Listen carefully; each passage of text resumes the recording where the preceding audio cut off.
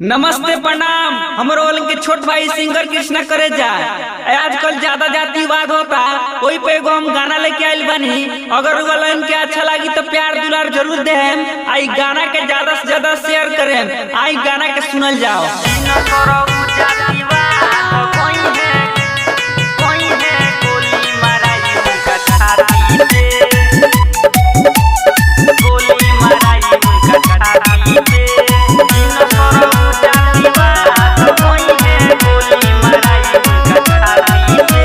हमनी के कलाकार होई जा ना कोनो जाति के।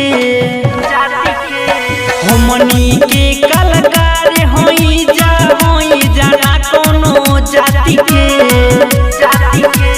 जिन सरऊ जातिवाद कोई है गोली माराई उनका छाती पे। जिन सरऊ जातिवाद कोई है गोली माराई उनका छाती पे।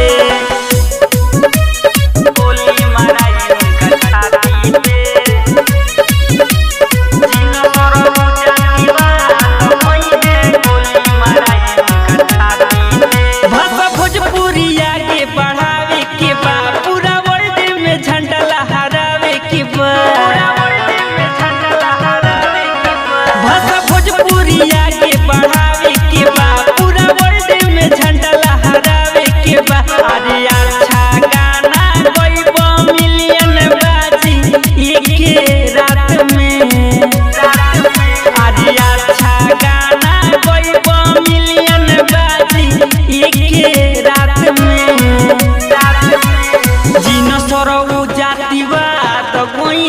गोली माराई उनका छाती पे।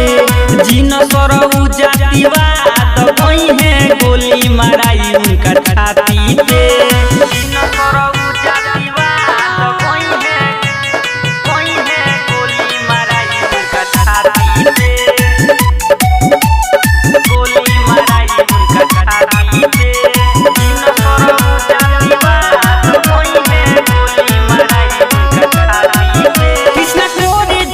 बतिया सुन सच कोले बापू लोग को नयाई हुआ।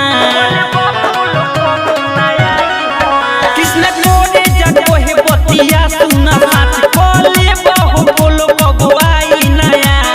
जे भी नाम धके गई है वही ठोकाई नाती के। जे भी नाम धके गई है वही ठोकाई नाती के। सरऊ जातिवाद कोई है गोली माराई उनका छाती पे। जिन सरऊ जातिवाद